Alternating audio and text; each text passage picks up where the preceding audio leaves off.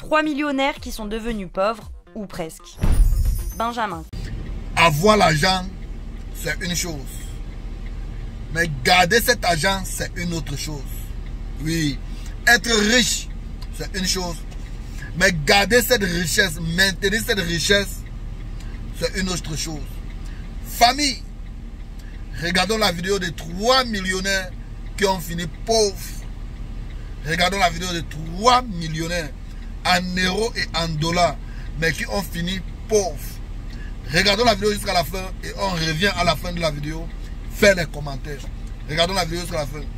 Castaldi, la star du PAF ruiné. C'est l'un des visages les plus connus des années 2000. À la tête des programmes télé comme Love Story ou Secret Story, Benjamin Castaldi gagnait entre 1,3 et 1,7 million d'euros par an, selon ses dires, lorsqu'il était présentateur sur TF1. Mais malheureusement, depuis des années, l'animateur accumule des problèmes financiers. Fini la grande époque où il claquait des sommes folles dans les restaurants, dans les palaces ou en hélico. Il a même raconté sur TPMP comment il lui est arrivé de gagner 750 000 euros au casino de Monaco avant de les dilapider avec ses copains en une seule semaine. Mais après 3 divorces qui lui ont coûté près de 7 millions d'euros, de mauvais investissements et une grosse escroquerie en 2010, Benjamin Castaldi a encore aujourd'hui 2,5 millions d'euros de dettes à rembourser à des banques et à des particuliers. Résultat, ses biens immobiliers ont été saisis, ses cartes de crédit bloquées et son salaire prélevé en partie. Pour s'en sortir, en 2022, il sollicite un prêt de 500 000 euros pour régler ses dettes, mais a besoin d'un garant. Il fait alors la demande à Cyril Hanouna, son patron et ami, mais ce dernier refuse. Aujourd'hui, pour Benjamin Castaldi, c'est toujours compliqué. Dans une interview, sa femme avoue tout calculer au centime près et ajoute que dans une vie rêvée, elle aimerait gagner 50 000 euros par mois. Eh bien, nous aussi.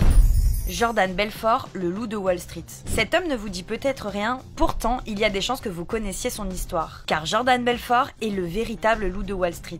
Il naît dans les années 60 et grandit dans le Queens. À 16 ans, lors d'un été caniculaire, il se met à vendre des glaces sur la plage et monte un business avec des amis. En l'espace de 2 mois seulement, il empoche 20 000 $. En 1987, à l'âge de 25 ans, sans aucun diplôme en poche, il se fait embaucher par la célèbre banque Rothschild. Il devient assistant courtier et commence à amasser pas mal d'argent. Pour lui, c'est une révélation, il veut devenir riche. Dans les années 90, il décide de fonder avec un ami sa propre entreprise, Stratton à Oakmont. Et elle devient vite l'une des plus grosses sociétés de courtage de New York. Jordan Belfort embauche des jeunes traders qui n'y connaissent rien et les forme à arnaquer les investisseurs. Le but, faire grimper artificiellement le cours des actions en investissant lui-même dans les entreprises. Puis une fois que le client mord à l'hameçon, il revend ses parts et fait chuter le cours de l'action, ruinant ainsi l'investisseur. Pendant presque 10 ans, le gourou de la finance gagne jusqu'à 50 millions de dollars par an. La cocaïne coule à flot et les prostituées aussi. Mais bon, tout ça a une fin et il finit par se faire prendre la main dans le sac. Il est arrêté par le FBI et risque 4 ans de prison, sauf s'il collabore. Tous ses biens sont saisis, ainsi que la moitié de ses revenus. Il doit rembourser 110 millions de dollars à tous les gens qu'il a arnaqués. Belfort écrit son livre en prison, il devient le loup de Wall Street et vend 1 million de dollars les droits d'adaptation au cinéma. À sa sortie, il anime des conférences et se fait payer 30 000 $ de l'heure. Pour quelqu'un qui a tout perdu, il s'en sort finalement pas si mal.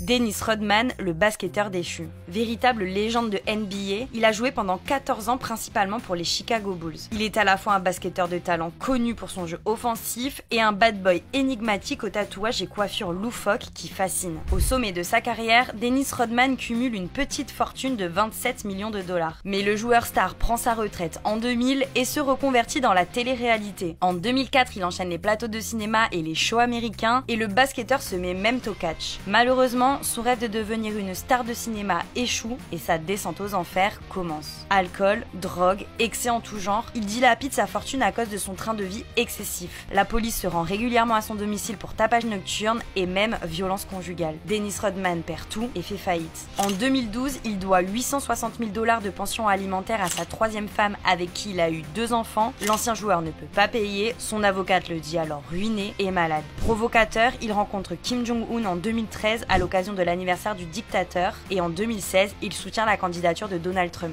Aujourd'hui, la légende déchue de 62 ans continue de défrayer la chronique. Il vient de se faire tatouer sur la joue le visage de sa nouvelle compagne.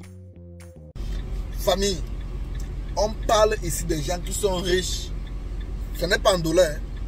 Ils ne sont pas riches en dollars. Ils ne sont pas riches, pardon. Ils ne sont pas riches en francs CFA. On parle des millionnaires en dollars et des millionnaires en euros. Pas des millionnaires en France CFA, ou bien les millionnaires en Naira. Non, pas des millionnaires en dollars et en euros.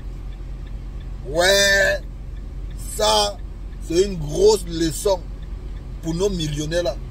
Pour les gens qui ont l'argent là, c'est une grosse leçon. Pour les gens que nous, ils ont les millions, ils oublient que non. Demain, ça peut finir là. C'est une grosse leçon. Et c'est une grosse leçon pour ceux qui veulent se marier dans le pays des Blancs là. Avant de te marier dans le pays des Blancs, réfléchis 14 fois. Avant de te marier dans le pays des Blancs, que ce soit Europe, Amérique, réfléchis 14 fois. Divorce dans le pays ici, ça ne donne pas le lait. Surtout quand tu as une mauvaise partenaire, ça ne donne pas le lait. La plupart là, vous avez vu, c'est toujours femme, femme, femme, femme, femme. Avant qu'on parle de mauvais investissements. Mauvais investissement, ça arrive, ça peut arriver à tout le monde. Mais le pays là, 80% des faillites dans ce pays, c'est la femme. Divorce avec la femme. Voilà, quand tu es dans le pays des Blancs, avant de te marier, réfléchis 14 fois. Réfléchis 14 fois. Voilà. Investis sagement et dépense doucement. Doucement. Par la jeunesse d'aujourd'hui, c'est boire les vins chers, manger les chambres, être dans les endroits chers, être dans les endroits trop luxueux et tout et consoler. L'argent là, ça finit. L'argent, ça finit aussi un jour. Voilà. Et famille, si tu as aimé la vidéo, n'oublie pas de liker, commenter et de partager. C'était Simon Digital. Ciao.